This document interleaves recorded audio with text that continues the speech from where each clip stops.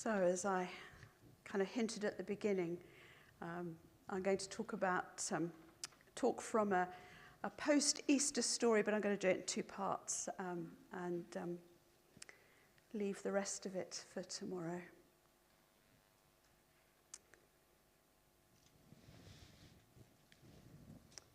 I like to get outside. Do you like to get out? Well, not on a day like today, probably. We ought to pray, I think, for the volunteer gardeners who have come in today to do, is it beds and borders they're doing? I don't know. They're going to be a bit damp and muddy and, yeah, anyway, I'm not a gardener. There are days when I'm glad I'm not a gardener. But a particular pleasure for me is to be able to walk in the company. I don't mind walking on my own, but to walk in the company of a friend is lovely.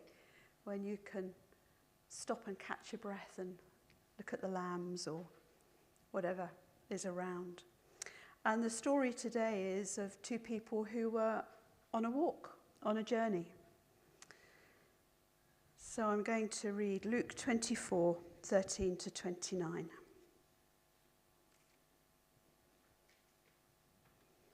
Now that same day, two of them were going to a village called Emmaus, about 7 miles from Jerusalem.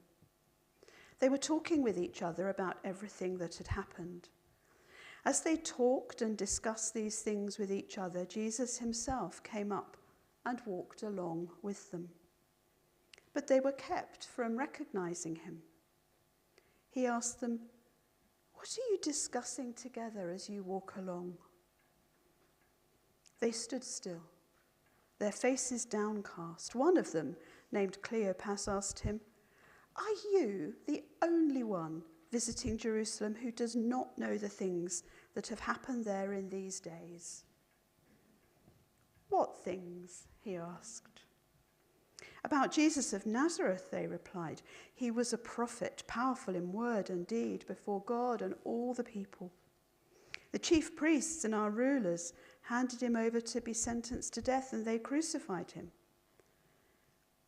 But we had hoped that he was the one who was going to redeem Israel. And what's more, it's the third day since all this took place. In addition, some of our women amazed us. They went to the tomb early this morning, but didn't find his body. They came and told us that they'd seen a vision of angels who said he was alive. Then some of our companions went to the tomb and found it just as the woman had said, but they did not see Jesus." He said to them, "How foolish you are, and how slow to believe all that the prophets have spoken. Did not the Messiah have to suffer these things and then enter his glory?" And beginning with Moses and all the prophets, he explained to them what was said in all the scriptures concerning himself.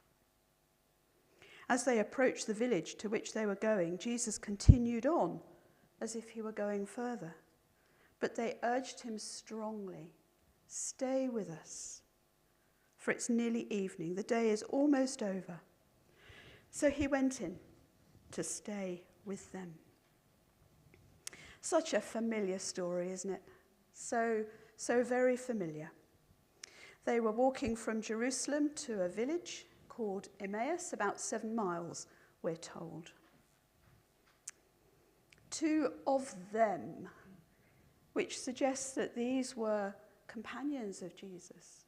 Even the things that they say that they know hints, doesn't it, that they knew more than perhaps the average kind of dweller in Jerusalem. They're not part of the 12, likely, but they are certainly close enough to the inner circle that they knew what the women had been doing that morning, and they knew the disciples had been. And now here they are walking away, leaving all those questions unanswered. It's curious, isn't it? That they walk away knowing the tomb is empty, knowing his body wasn't there. But they walk away. We know one of them was called Cleopas. I like to call the other one Mrs. Cleopas myself. We have no idea whether it is Mrs. Cleopas. It might be another guy. Who knows? But anyway, Mr. and Mrs. Cleopas are walking away from Jerusalem. And as they walk, they talk. One subject on the agenda: what was going on in Jerusalem. Everything that had happened, it says, doesn't it, in the verses. Classic behaviour, isn't it? When you've been traumatised, when tragedy has happened, you talk and talk and talk and talk and say the same things over and over and over, because you're just trying to make sense of what's just happened. And when sense isn't to be made, which is often the case, you just talk it round and round and round, don't you? There's been a huge trauma in their lives, and they're struggling with it, clearly, really struggling. And they may not have appreciated it, but they're on a grief journey, just begun. They're probably numb and unreal. Everything feels unreal. And I've no doubt we all know what it is to be on that particular journey. Maybe it's a path you're on now.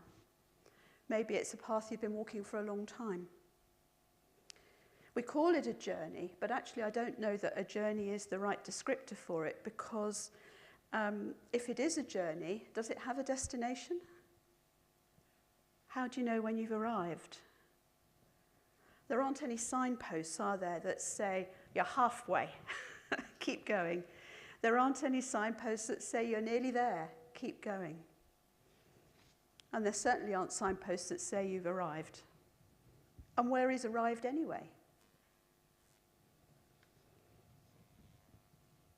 And I think the other thing about a grief journey is that it's a solitary journey. These two are walking and talking together as they go.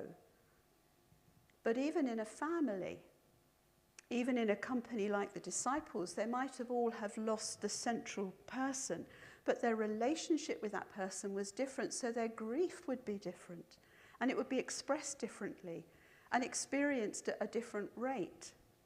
I don't know, you've probably noticed it in your own families that you grieve at different paces, and different things hit you, and you get angry over different things, and it's not an easy time, is it, for a family, even though you'd think you would have a lot in common in that time of grief.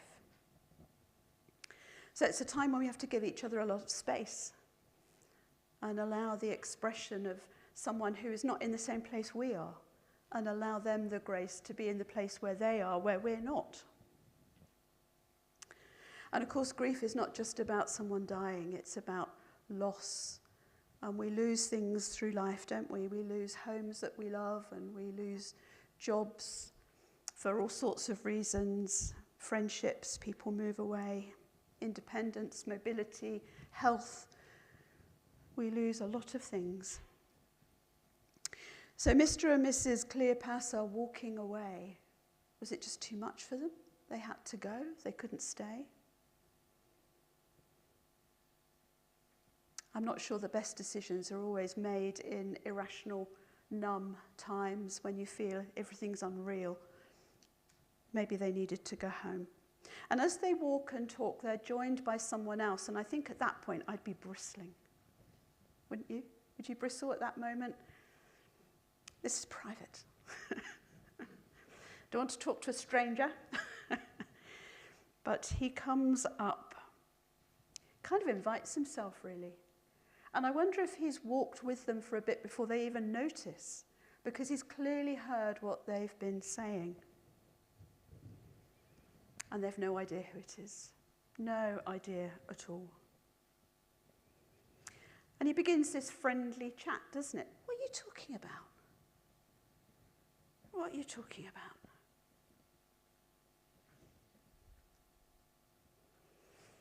And they don't recognize him. The verse actually says they were kept from seeing who it was. Was that God doing that? Did he keep them from recognizing Jesus? Or was it their grief that was blinding them? They just didn't put one thing with another and make it all add up. Don't know. But they didn't recognize him, whatever. They had no idea. And so when he says, what things, they say, in huge surprise, are you the only ones who don't know what's gone on in Jerusalem? Where have you been? I did that bit. Where have you been? What have you been doing? Can you imagine their surprise? And when he says, what are you talking about? Did you notice? They stopped walking. They stood still. It's almost too much to do two things at once, isn't it? It's such a big thing that they're about to say. They have to stand still to do it.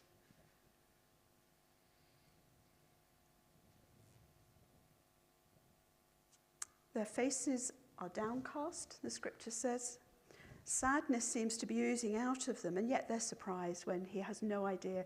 And of course, it gives them the opportunity to talk, doesn't it? To say what's gone on for them. And when you listen to their words, their loss of hope, their disappointment, he was a prophet. We had hoped. It's all gone for them, isn't it?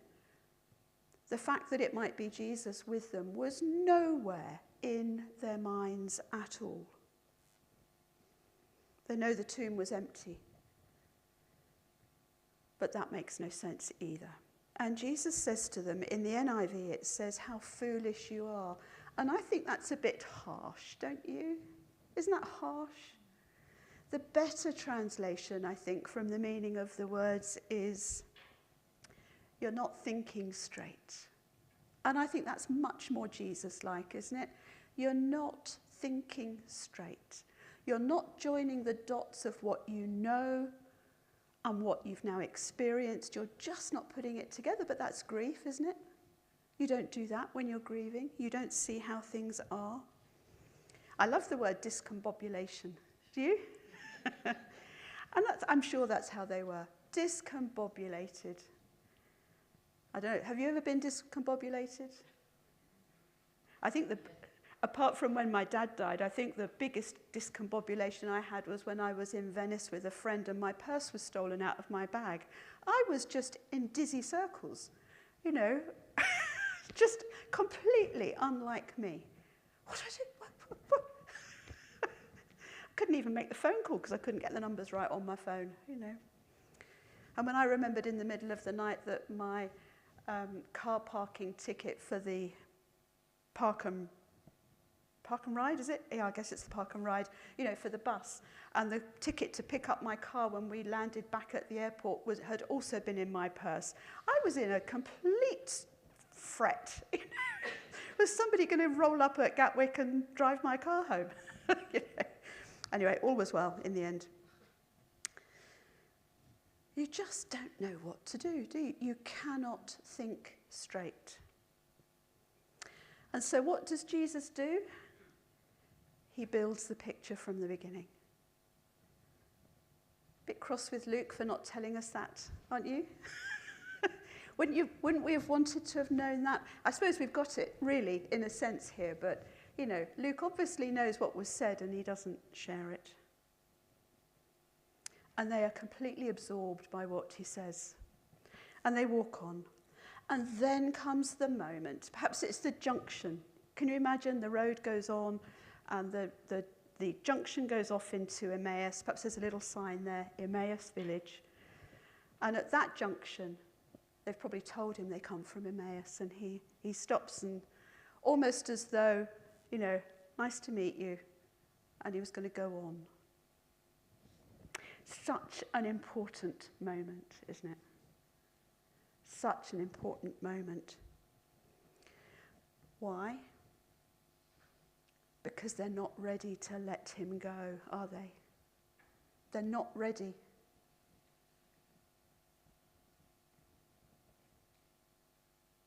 And they beg him to stay. They beg him to stay, to come home with them. When you look at the meaning behind the words that are used in that verse, the sense is that his move to go on awakened in them a desire to keep his company. And when I discovered that just this last week, I was thrilled, really, that it's the only time, the commentator said, that that particular kind of phrase is used, because he's inviting a response by a kind of that deliberate action of looking as if he's going to go on, but what he wants is to stay. But he needs their invitation. And I wonder when there's been times in our lives when something has happened that actually we just need to say, stay with me, Lord, stay with me, stay with me. It's the invitation he longs for, I'm sure. Stay with me. I wonder what invitation he is hoping you're going to give him today. And of course there is more to the story, but we'll look at that tomorrow. And I'm going to leave it here because we know the ending of the story. It's transformative, isn't it? But how many of our journeys in life are that straightforward? You start, you finish, happy ending. They're not, are they? Sometimes we have to walk these journeys for a time. They're not straightforward. Maybe you're on a difficult path that seems to be unending. Will it ever end? And we have to just keep walking.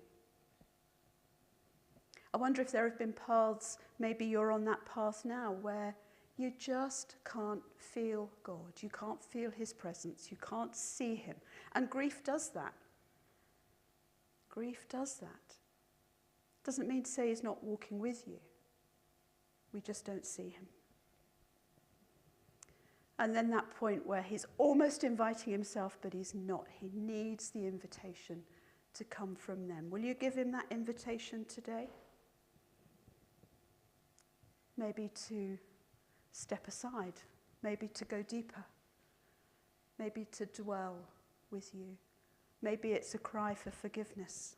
Maybe. So whatever path you're on today, whatever path you're walking on today, be it short or be it long, what invitation is Jesus hoping to hear from you?